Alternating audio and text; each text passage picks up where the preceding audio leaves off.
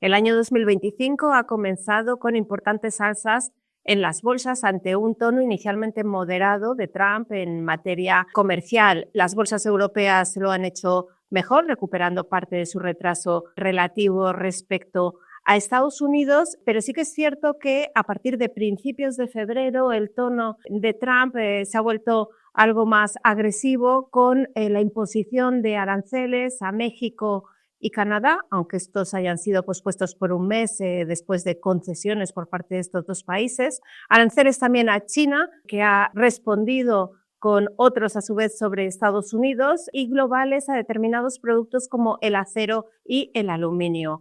El mejor termómetro de esa mayor incertidumbre es el oro, que en lo que llevamos de año acumula una revalorización de cerca del 10% después de un 30% el año pasado. Son varias las referencias de las políticas económicas de Trump, pero el mercado se centra sobre todo en los aranceles. Unos aranceles que tienen varios objetivos. El primero es corregir un comercio injusto, en su opinión. El segundo es una forma de conseguir otros objetivos, como ha hecho con Colombia, con México, con Canadá, y donde tenemos también margen de negociación por el lado de Europa para evitar aranceles, como por ejemplo comprando armamento o comprando gas americano. El tercer objetivo sería proteger a la industria americana, como hemos visto en aranceles para el acero, para el aluminio, y en cuarto lugar, aumentar los ingresos fiscales. Y ahí es muy importante sincronizar los tiempos para compensar el impacto que pueda tener el recorte de impuestos previsto. Ahora bien, las políticas de Trump tienen varias líneas rojas. En primer lugar, la inflación. En segundo lugar, la rentabilidad de los bonos. Y en tercer lugar, el nivel del S&P 500. En cuanto a la inflación, Trump no puede permitir que se desboque. Él es consciente de que ha ganado las elecciones por el elevado incremento del coste de la vida en los últimos 4 años y tiene elecciones de mitad de término dentro de poco menos de 2 años. En segundo lugar, los tipos a 10 años no deberían superar el 5%, lo que podría provocar problemas para la sostenibilidad de la deuda y para el crecimiento económico. Y en tercer lugar, Wall Street. Para Trump, Wall Street, el nivel del S&P 500, es una buena referencia del éxito de su gestión económica. Y no hay que olvidar que cerca de un 40% de los ingresos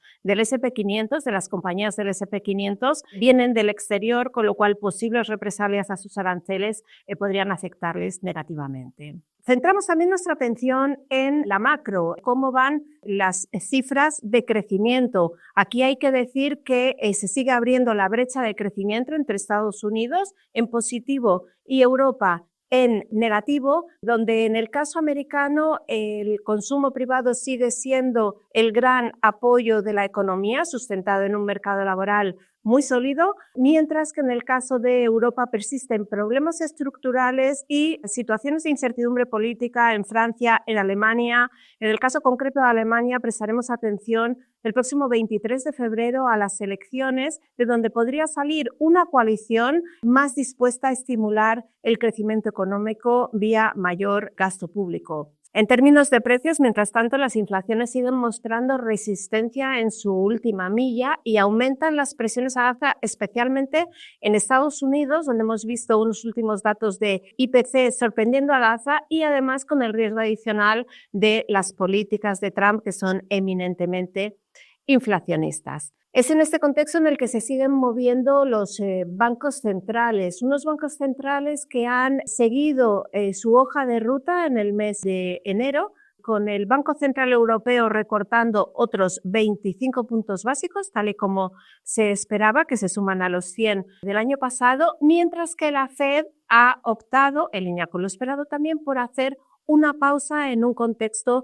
de crecimiento elevado y de inflación con riesgos al alza. En este escenario nos vemos obligados a revisar nuestras previsiones de bajadas de tipos para la Fed en 2025 de menos 75 puntos básicos que teníamos a finales del año pasado a solo menos 25 puntos básicos, es decir, una sola bajada de tipos de interés. No creemos que haya una excesiva injerencia por parte de Trump en las decisiones de Powell, de la Reserva Federal, porque lo que realmente le importa al nuevo presidente de Estados Unidos es la TIR del 10 años, ¿no? Y aquí donde va a tener que ahondar donde va a tener que hacer trabajos en conseguir una inflación más reducida, aquí es muy importante el coste de la energía, y en conseguir también un menor déficit público, donde la relevancia va a estar en la capacidad del DOGE para recortar gastos. Por parte del Banco Central Europeo, mantenemos nuestras previsiones de bajada de tipos, 75 puntos básicos para este año. Somos un poco más cautos que el mercado, que espera 100,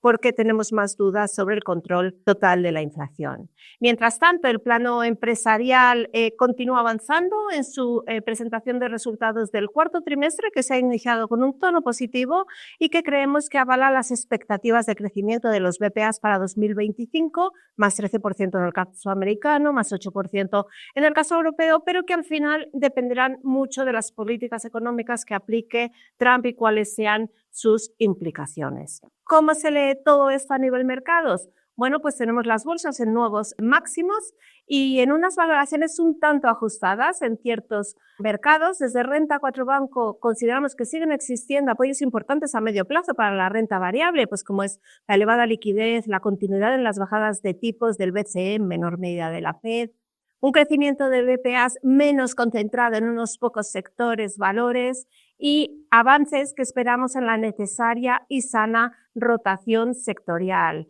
Pero aún a pesar de esos apoyos, también creemos que nos esperan meses de mayor volatilidad ante el incremento de la tensión internacional con amenazas y duras negociaciones.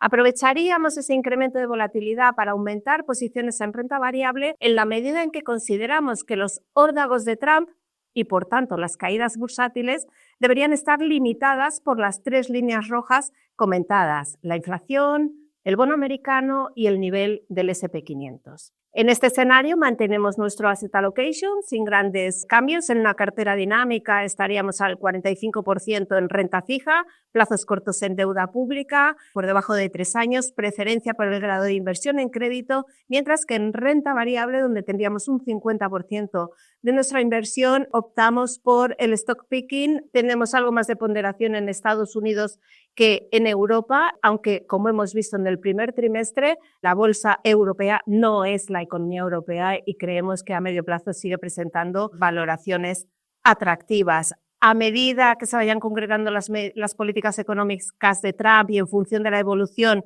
macroeconómica y geopolítica, iremos ajustando nuestro asset allocation. Muchas gracias.